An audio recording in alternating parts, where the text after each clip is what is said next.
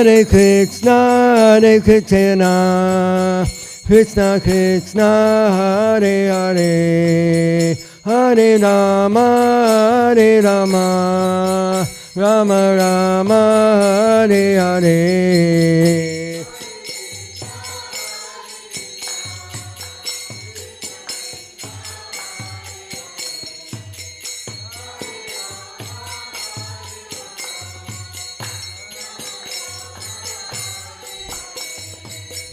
Hare Krishna, Hare Krishna, Krishna Krishna, Hare Hare, Hare Rama, Hare Rama, Rama Rama, Hare Hare.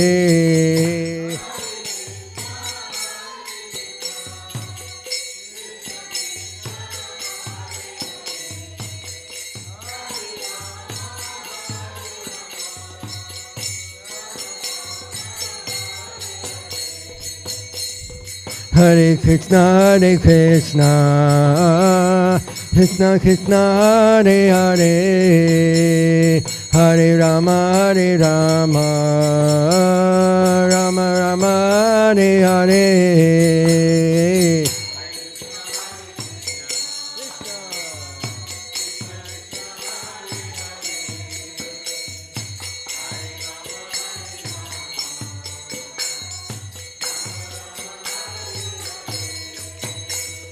Hare Krishna, Hare Krishna, Krishna Krishna, Hare Hare, Hare Rama, Hare Rama, Rama Rama, Hare Hare.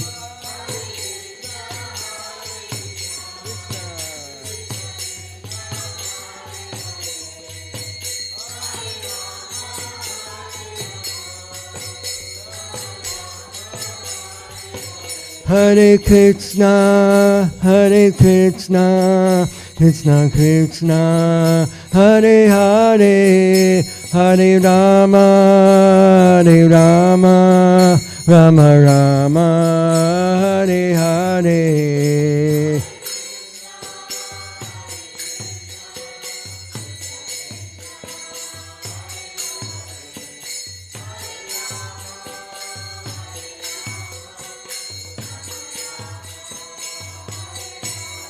Hare Krishna, Hare Krishna, Krishna Krishna, Hare Hare, Hare Rama, Hare Rama, Rama Rama, Hare Hare.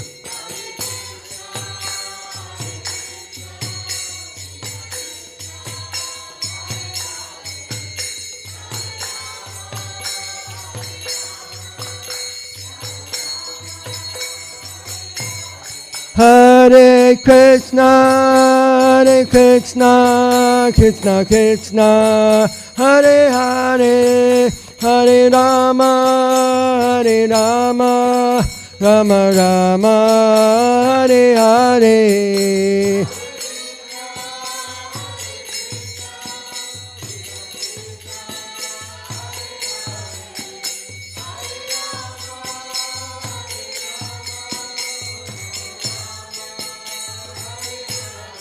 Hare Krishna, Hare Krishna, Krishna Krishna, Hare Hare, Hare Rama, Hare Rama, Rama Rama, Hare Hare.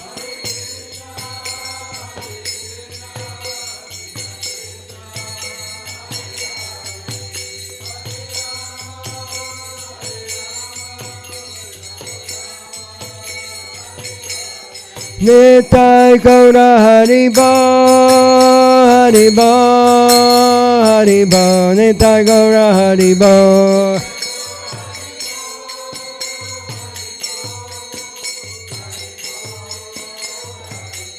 Jaya Radha Kala Chandi Radha Kala Chandi Radhe.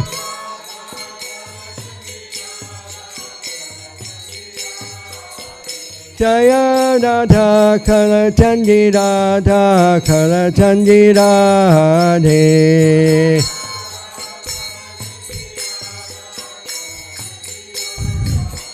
Jaya Radha Govinda Radha Govinda Radhe.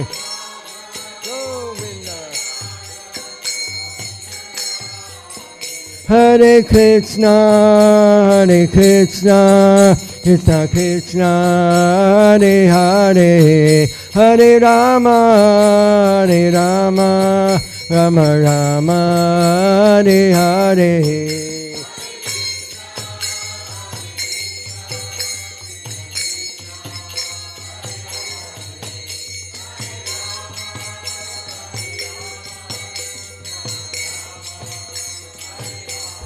Hare Krishna, Hare Krishna, Krishna Krishna, Hare Hare, Hare Rama, Hare Rama, Rama Rama, Hare Hare.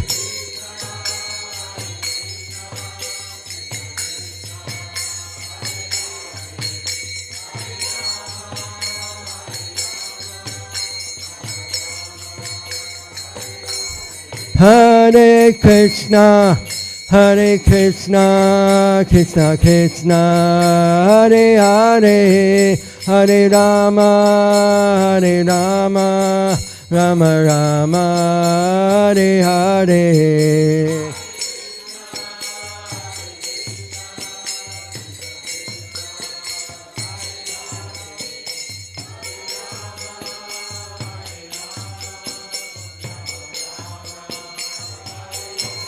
Jaya Prabhupada, Prabhupada, Jaya Prabhupada, Srila Prabhupada.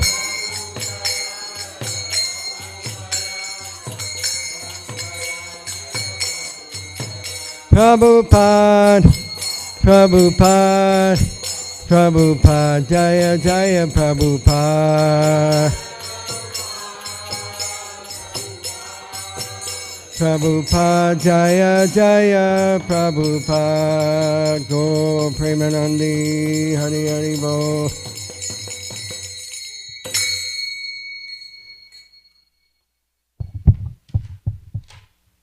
Jayam Vishnupad, Paramahansa, Puravikacharya, Tatara Satta Shri Srimad, His Divine Grace, Srila A.C. Bhaktivedanta Swami, Srila Prabhupada Ki Jai.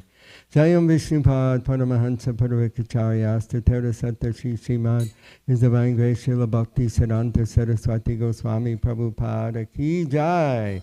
Ananta Koti Vaishnava Vrinda Ki Jai. Namacharya Srila Haridas Thakur Ki Jai. Prem Se Kaho Sri Krishna Chaitanya Prabhu Nityananda Sri Advaita Gadadhar Sri Vasari Gaur Bhakta Vrinda Ki Jai. Shri Shri Radha Krishna Gopinath Sai Mukunda Radha Kunda Giri Govardhana Ki Jai. Shri Vrindavan Dham Ki Jai. Shri Mayapur Dham Ki Jai. Jamuna Maya Ki Jai. Ganga Maya Ki Jai. Tulsi Maharani Vrinda Devi Ki Jai. Bhakti Devi Ki Jai. Grantha Srimad Bhagavatam Ki Jai. Yuga Dharma Harinam Sankirtan Yagya Ki Jai. Brihamadanga Transcendental Book Distribution Ki Jai. Transcendental Prasadam Distribution Ki Jai. Gaur Premanandi. Samaveta Bhakta Vrinda Ki Jai. All glories to the assembled devotees. All glories to the assembled devotees. All glories to the assembled devotees. All glories to Sri Sri Guru and Gauranga.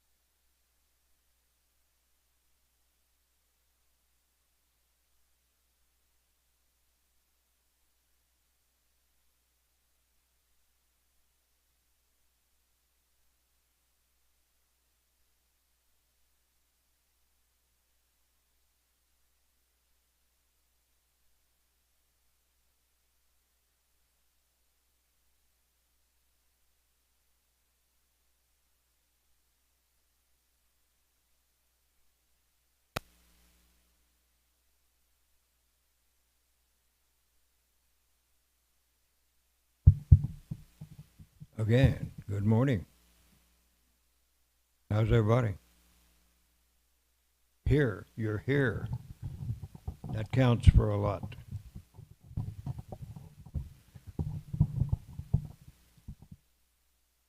Not only did you come for greeting the deities, some of you came from Mangalartik, I presume, but you also came, you stayed for listening to the discourse on this. Well, this morning it's going to be on Srimad Bhagavad Gita. And we're going to go to chapter 3.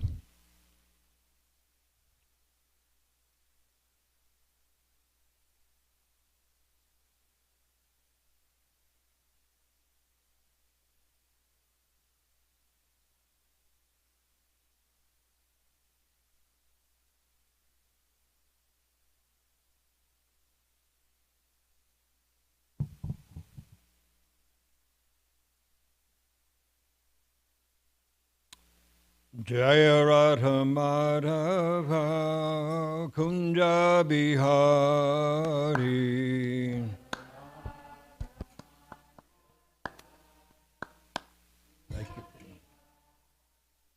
Jaya Radha Madhava Kunja Bihari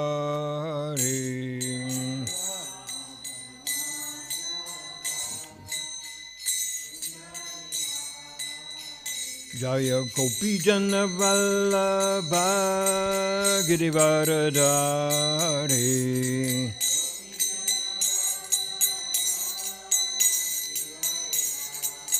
Jaya Gopi Jana Vallabha Girivaradari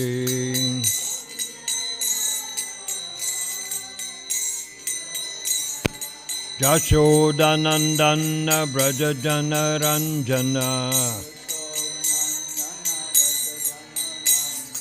Jashodanandana Brajajana Ranjana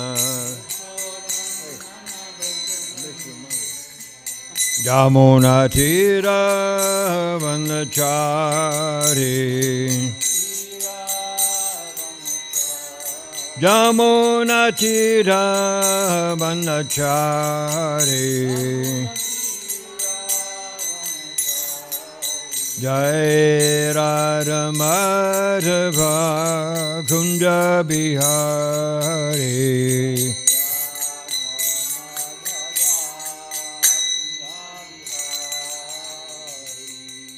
Nitai Gaura Premananda Hari Hari Bo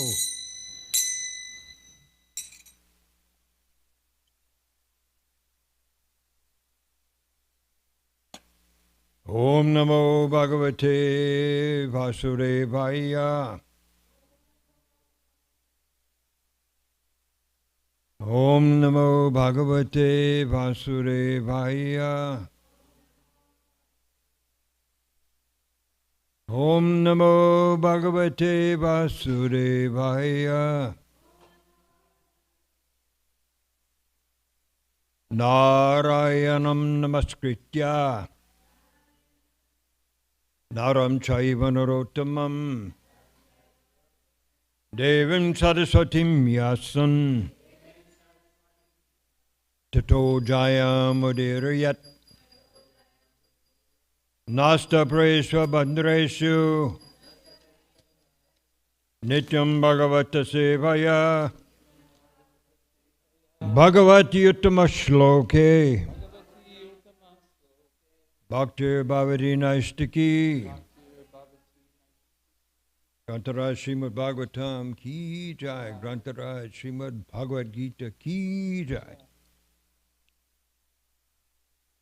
I'm going to start out with a text from Srimad Bhagavad Gita. This is chapter 3, text 9.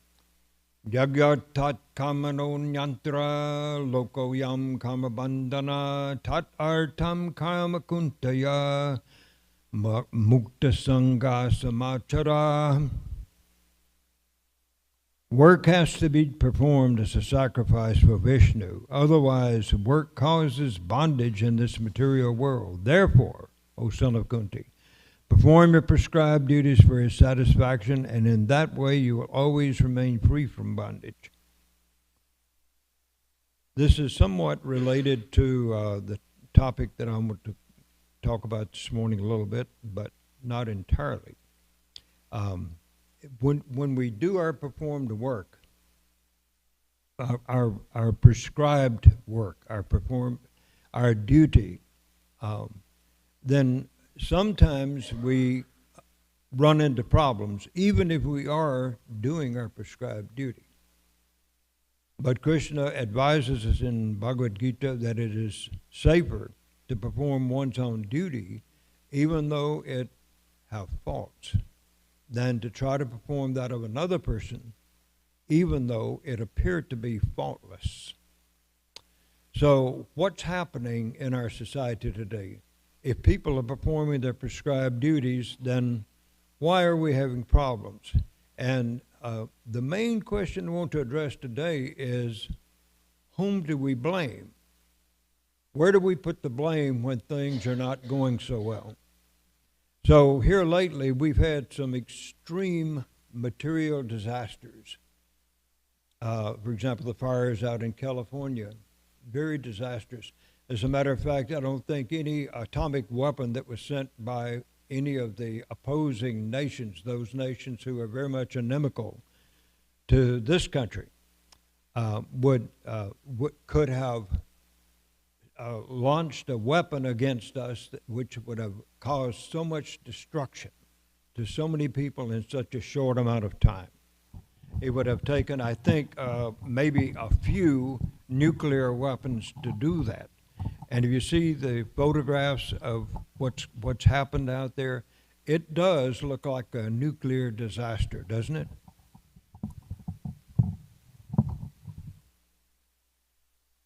So who are we going to blame that on? So far, they have not suspected anyone of having set the fires.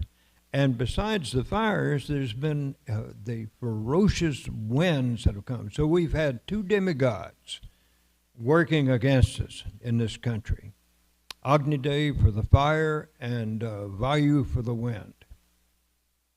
And they've come together. And so when you get a lot of fuel like that being ignited, and then you back it up with winds that are what we consider hurricane force winds, you know what we can do about it? Absolutely nothing. Like there used to be a song, war, what is it good for? Absolutely nothing.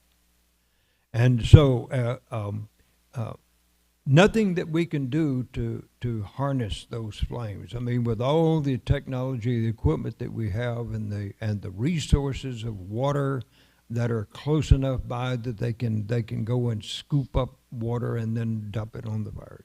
Still, it's just not happening. And as if the fires were not enough, but we have droughts and storms occurring in different parts of the country. For example, we've also had a hurricane not too long ago that came into the coast of Florida and then went all the way up to the southeastern part of this country. And in North Carolina, there was huge amount of damage done, people losing houses and businesses that were alongside a river that had never had such a flood as they had at that time. Who are we going to blame? Well, say it's just chance. It happened by chance. That's just the natural laws, isn't it?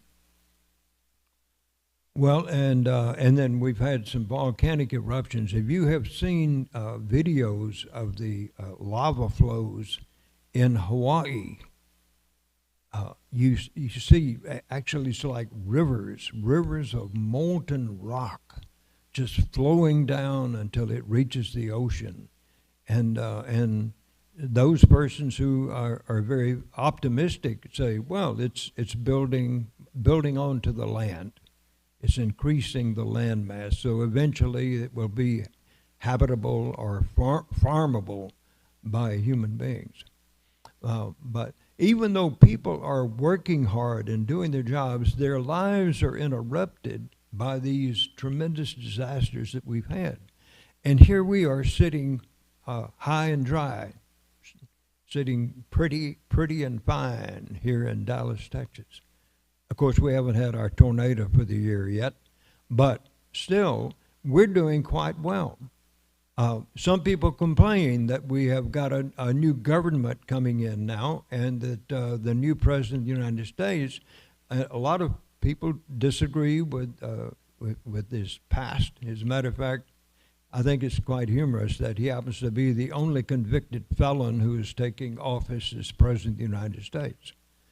And so, you know, you can, what is it? Another song from the past. Laugh about it, talk about it, till you've got to choose. Any way you look at it, you lose. So who are you going to blame? You're going to blame the president that we've had in the past? How about going back to Barack Obama, first African-American president we've ever had? I liked the guy a lot. As a matter of fact, the first speech I heard given to the Republican Democratic Party, I was bowled over by that. He went into office. A lot of people complained about him. One side of Parliament was for him, the other side was Parliament. One side Congress, one side of Congress was for him, the other side was against him. And so, you know, try as a president might to bring about some change that he thinks is favorable to the people. It's not always the case that he can be successful, because he has a lot of other senators and representatives who will also have their say. And they will do what is best for their constituents, because their constituents are the ones who put them into the office. And whether or not they agree with the constituents, they do agree with their financial contributions to their political campaigns. So, in the case, are you going to put the blame on the president? That's a good place to put it, isn't it? Yeah. What's it say, that he takes 1/7 of the karma of the entire nation? Have you heard that before? 1/7. It's amazing. You wonder how he ever lives long enough to get out of office. And of course, some do not live long enough to get out of office.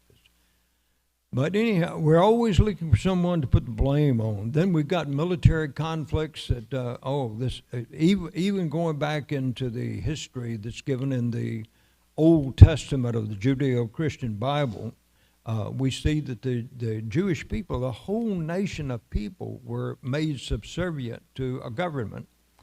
And so the Roman government was, you know, practically controlling what was considered to be the civilized world at that time. But even after that time, people didn't learn their lessons. Then you had colonial powers such as those in Europe, England, France, Germany, Portugal, even little countries like the Netherlands.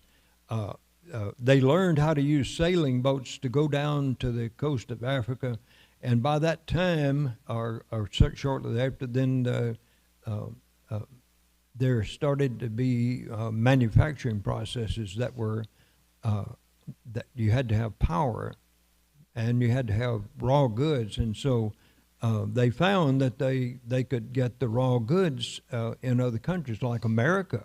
America was a good place to go to get cotton and tobacco, and then they shipped them back to Europe, and then there was they processed them, and that's what you call value added. The clothes that you're wearing now cost pennies per pound to produce. But when you start putting them through a manufacturing process, then the price goes up astronomically now. So I'm always shocked when my wife tells me how wrong I am about the price of a new shirt to wear. You know, the kind of shirt that people wear to go to the office or even to do leisure things, and they're very expensive. So these colonial powers found out that they could harness the wind and take their sailing ships around the world, practically to anywhere, even come over here to this country, which was inhabited by a bunch of Native Americans. My father-in-law once said about the Native Americans, he was saying they had all this land available. What did they do with it? Nothing. So he said the Europeans, the white people, had to come over here and turn this land into something that was usable. That meant also, in the process, polluting the water, polluting the air, polluting the soil. Everything became polluted when manufacturing processes came. So the industrial manufacturing processes, they do that, and they use, for example, now even agriculture in this country, which used to be a big thing for small farmers back at the time of our grandparents or great-grandparents, practically everybody farmed. It said that was in the year 1900, something like 1 or 2% of the wealth of this country was produced in non-agricultural type activities, and 95, 99%, something like that, some huge amount was produced by agriculture. And that meant mostly farmers who had 20, 40 acres of land maybe to cultivate. And that's about all you could deal with because of the type of power that you had. You had horsepower, mule power, ox power, pulling a plow. And you try to, as a farmer who might not have had a lot of people working for him, then that was a great deal of land, 20 acres, 40 acres of land, huge amount of land for a person to work with a plow and a mule.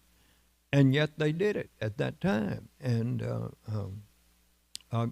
again, I'm referring to my wife's relatives. Her grandfather was a farmer, and he and his wife, through purchasing and through inheriting land, they wound up with about 600-700 acres of land in rural Mississippi. And that was the kind of community that we grew up in when my parents moved back into that area in the 1950s. Moved back to my mother's home community in Mississippi. That's where my sister and I grew up. And at that time, the small farmer was still making a livelihood.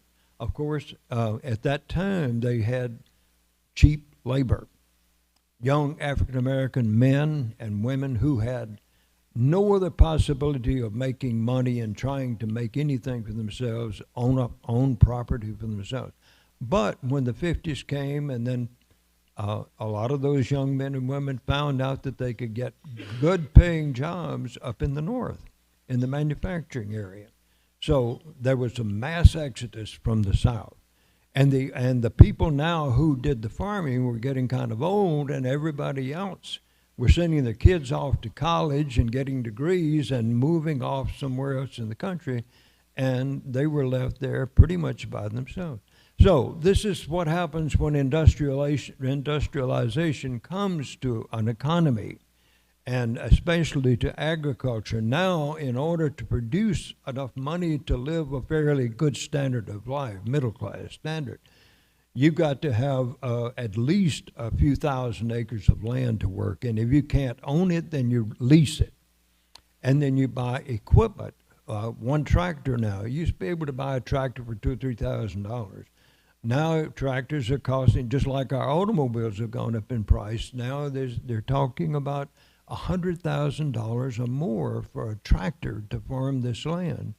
And they have to have more than one, and they have to hire people at a decent wage now to go out and help them produce the products that we use in the store. And of course, that means then that they have to use chemical fertilizers because they're easy to get and easy to spread on the land. And then there's pesticides and insecticides that they have to use. So the farming itself has become industrialized, and that's the reason we have such a variety of products in our grocery stores. Now, we're talking about who to blame the problems on. Who are you going to blame that on? The spoiling of the land. Are you going to blame that on the individual farmers? No, because the price of goods has gone up gradually, the products that the farmer makes, and the cost of farming has gone up even more drastically. So that means that the profit margin has been squeezed.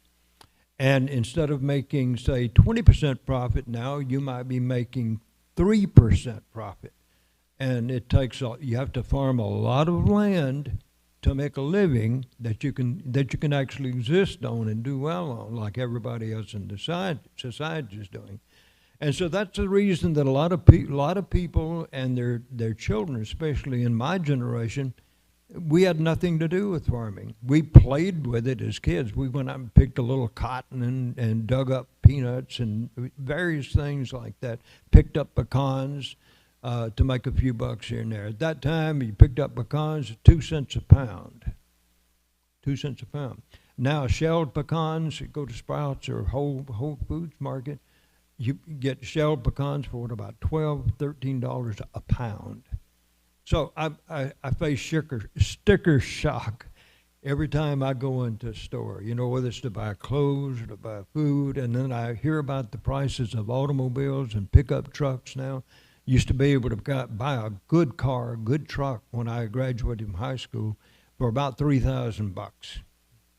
First car I ever purchased was a brand new BMW, and the model was called 2002, but this was 1968. Paid $3,200 for that car, and it was the worst car I ever had. Gave me the most trouble. So here I was. I got my college degree, got married, had a nice car, and had what was considered $725 a month. That was considered to be a decent salary. Teachers were making something like $550.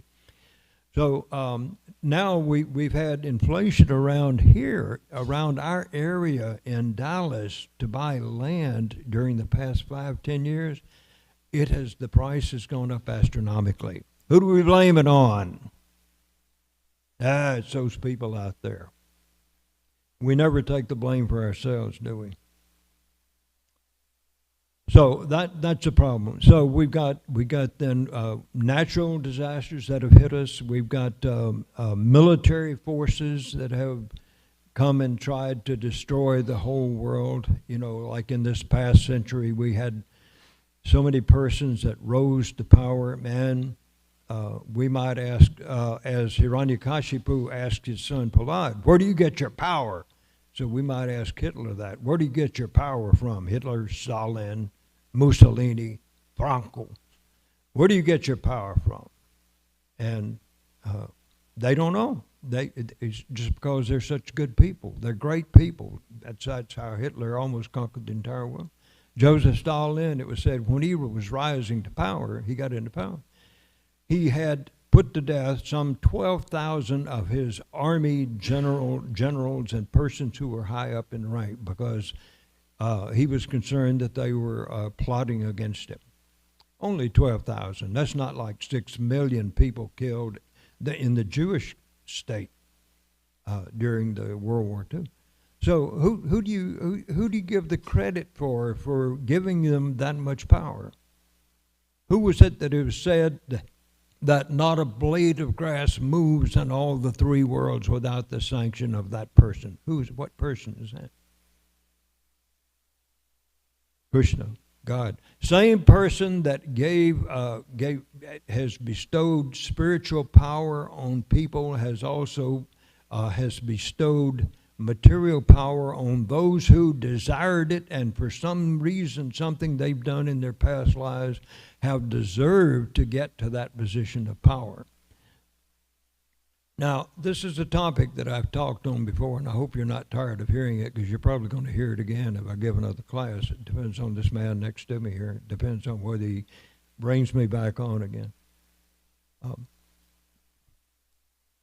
But when King Parikshit was roaming about the country, you know, he was a very powerful king, very powerful, just like his grandfathers had been. Grandfathers plural, because sometimes Yudhishthira is considered to be grandfather to King Parikshit. But just as when he came upon the cow and the cat and the bull that were being beaten by Kali, the personification of Kali, I've just been listening to my spiritual master on lectures that have been recorded from the past, 1996, and he was saying that some people say that this is an allegory, that it wasn't an actual occurrence. But nonetheless, he points out that it was said that King Parikshit came across them in his wandering around the universe, controlling things, and when he sees the condition of the cow and the bull especially, his legs have been beaten down, and so he's only got one leg left standing. I guess the rest of his body, I wonder, how does he balance on one leg? But it's like the rest of his body is on the ground, and he's got one leg up. And so Parikshit Maharaj asks, "Who has done this to you?" And what does he say? He says, "It's hard to say," because this was Dharma personified as a bull, and he said it's really hard to say who is one. And then we find out the reason for that is that he's telling us that our karma is so complex and it goes back for such a long time that it's really hard for us to say where our personal disasters are coming from, what is causing them. We think of national disasters, regional disasters, and everybody who is taking their birth or moving into that area to live and to work and has those disasters come upon them, they say, well, it's not my fault. It's an act of nature, an act of God. And in a sense, they're right, because not a blade of grass moves, and you know that. And so we go back to that. And so when a natural disaster comes like that, and so many hundreds and thousands and hundreds of thousands of people lose their homes and their livelihoods, even though they were doing Jagya Karman, what was it? Jagyartat Karmano Nyantra, Loko Yam Kamavandana. Even though they're performing what seem to be their duties, still they're having to face the disasters that everybody else in their area is. I've heard one time of a volcanic eruption that caused a mudslide that came and wiped out an entire village. I don't know, a few thousand people probably. And then those who were survivors moved a little ways away and put a little hill between them and the mountain that had erupted. Guess what happened? The mountain erupted again. There was another mudslide, and it went over the hill and wiped out that place again. Now, is that their fault? Whose fault is that? Well, I'm afraid that, in this age of Kali, we all have performed works that have caused us to have disastrous results. And sometimes we find ourselves in a place where there's a hurricane coming in, or we find ourselves living in beautiful, scenic, majestic Hawaii, and yet we see that disasters come there to that country just as they come to everywhere else. So this ain't the heavenly planets, folks. And even in the heavenly planets, they have their problems too, because Krishna has to do something with them, to the demigods. They're so powerful, and they spent so much of their lives, 10,000 years just enjoying life, and yet they sometimes forget, even though they're all supposedly devotees of Krishna, still they have to have their heads turned around occasionally. Like what is happening on this planet, something is going to happen in the heavenly planets, and Krishna arranges all that. So we've got this person that we've just been talking about. King Chitraketu became the demon. What was his name? Vitrasura. It's Vitra Asura. So Vitrasura. And Was it because King Chitraketu wanted that body? Did he want to become a powerful personality like that? No. As a matter of fact, what he did would be considered by most to be very insignificant, just an insignificant thing, that he got a chuckle out of the fact that Parvati Devi, Lord Shiva's consort, was sitting on his lap in the mountain where he lives, Kailash, and they're all around him are holy people, saintly people from all over this universe. Listen to what he's got to say. So Chitraketu thought that this was an amusing thing, and he laughed. Now I don't know how loud his laughter was because he was in an airplane flying overhead. I guess flower airplane. But somehow or other, Parvati heard him laugh. I don't know how that happened. But anyhow, it's all the arrangement of the Supreme Lord, because Krishna wanted to teach these puffed up demigods, in particular King Indra, wanted to teach them a lesson, and even all the soldiers supporting Indra. And what was it said? How did when they came with their weapons, what happened? Vitrasura just simply ate them all. Just like Krishna swallowing the forest fire. How does a 5-year-old kid swallow a forest fire? We need him out in Los Angeles right now. Actually, we need him for a lot more than swallowing forest fires. We need him to turn people's heads around. So all of these things then they are problems that we have to face, and there've been persons that have helped us human beings living on this planet, like Hiranyaksha and Hiranyakashipu. It's so powerful. Hiranyaksha can dislodge the planet Earth and dump it into the Garbha Ocean. And so, which of the demigods is going to be powerful enough to pull that Earth out of the ocean? So the Lord comes as a hog, and Arkansas would be really glad to hear about that. This is a beautiful outfit the deities are wearing. This full moon day outfit is so beautiful on them. Oh, anyhow, we're talking about hogs now, but we're talking about a very special hog. And when he came up, it had the earth sitting on his tusk and brought it and put it back into orbit where it was supposed to be. This was the Lord, and it's just one minor thing that he does to pick up one planet out of the ocean and put it back into place. Krishna, what does Krishna say about all this material energy of his? Springs but from a spark of my splendor. Arjuna, don't be a fool. Get out there and fight. And so Krishna can do that. Ravan and Kamsa, even the demigods were afraid of them because they were so powerful. And how did they get the power? Where did the power come from?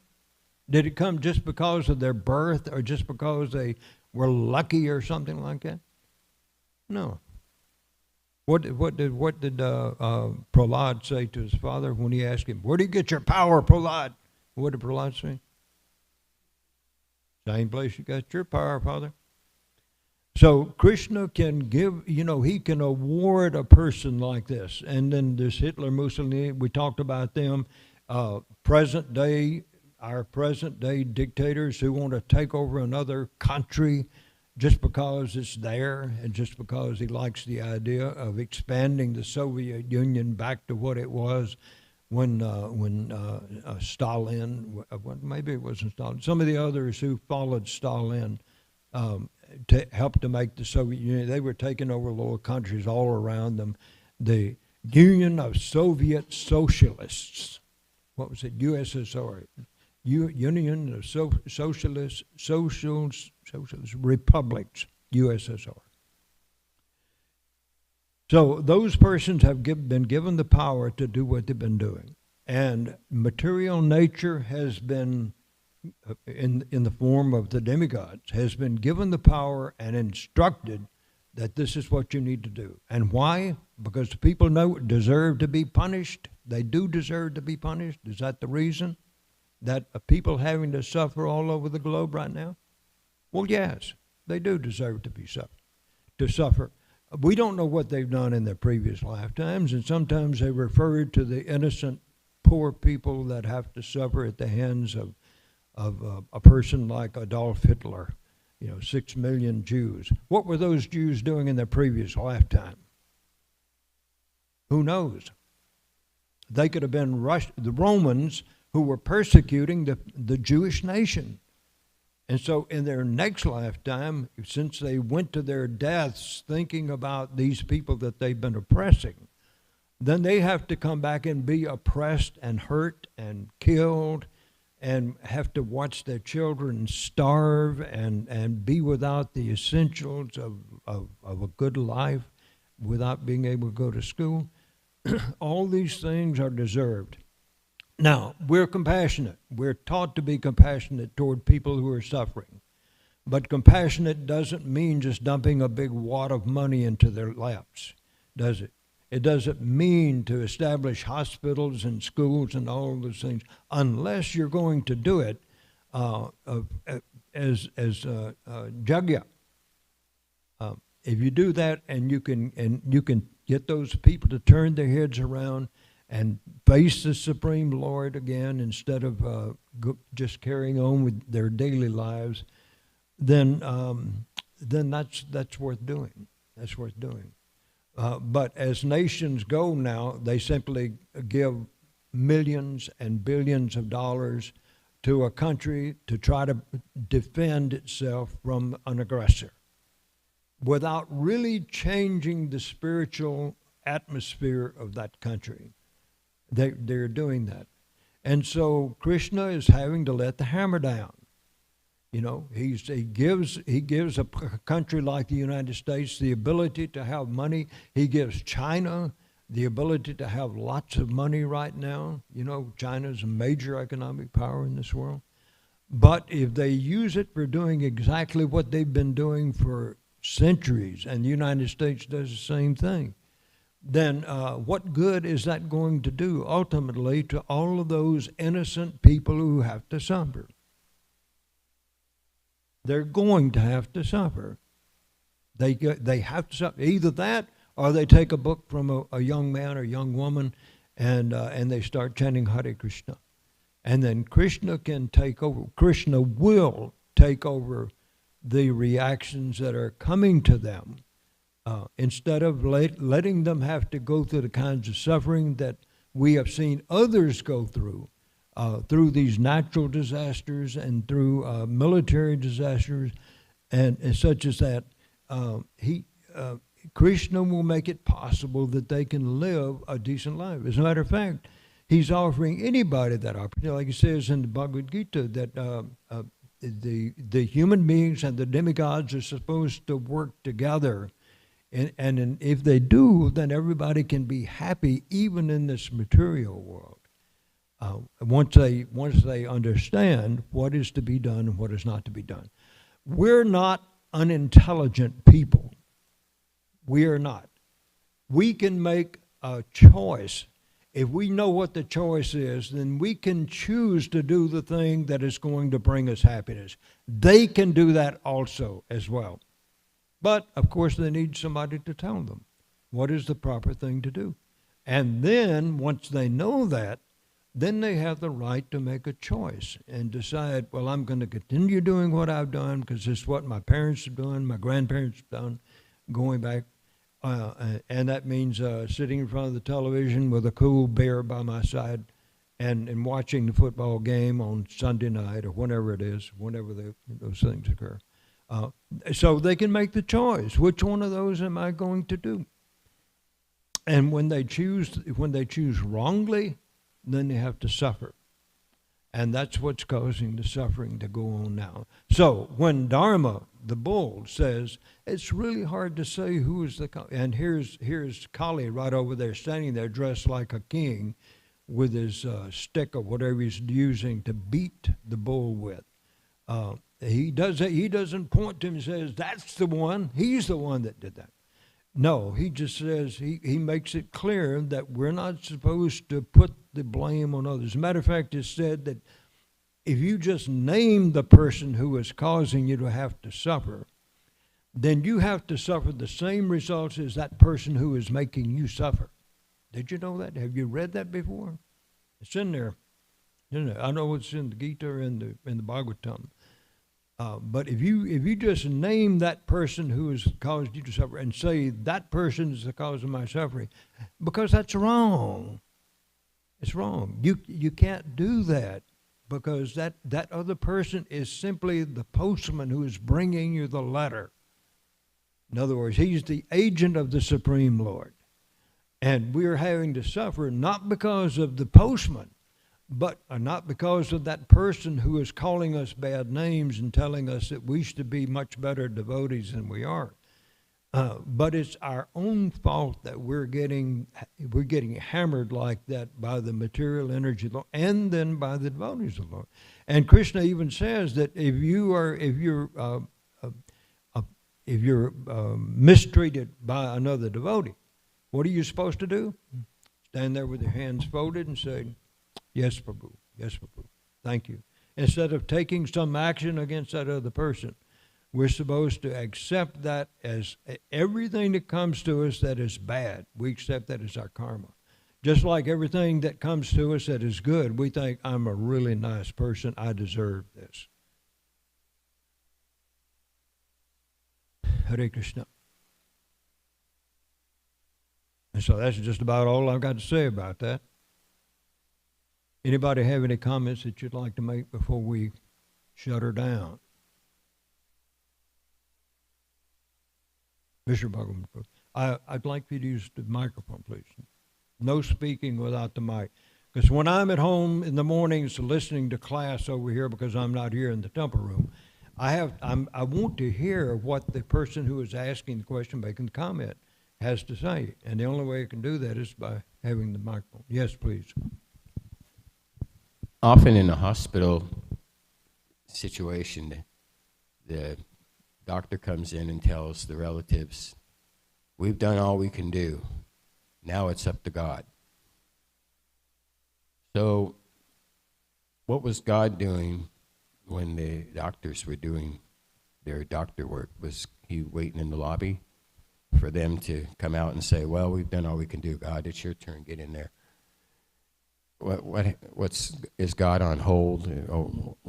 How's that working out? One moment.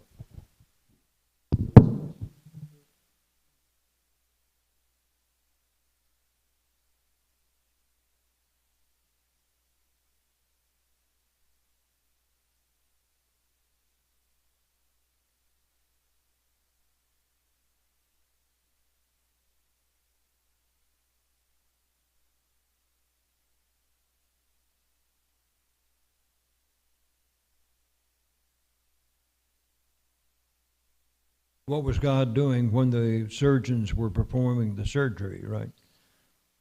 Yeah. Apparently, they were not depending on God at that time. But when they get done with doing their thing, then that's time for God to take over. Say, we've done all that we can do as human beings. Now, God, you're going to take over.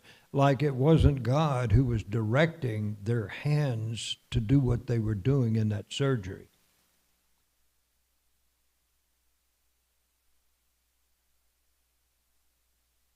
So what can God do? Well, what he always does. He does the right thing. And that's an amazing thing about Krishna, is that he does not make mistakes. Nor does his pure representative make mistakes. You know, some people look at what Srila Prabhupada has done. Well, Srila Prabhupada could walk away and say, well, I've done the best I can do. You know, these American boys and girls, they're just too much into drugs and sex and rock and roll. What can I do? He could have gone back to India, couldn't he? So it's up to the doctors to, you know, to themselves to pray for help. If they don't pray for help to guide their hands during the surgery, where are they going to get the ability? I mean, sometimes doctors will miss seeing something while they've got a body opened up. You know, they'll miss seeing something that was crucial to be done, that should be done, and they will not do it. And as a result, then, you know, but they do the best they can. And Tamal Krishna Goswami Maharaj said that the medical profession has the best disciplined succession.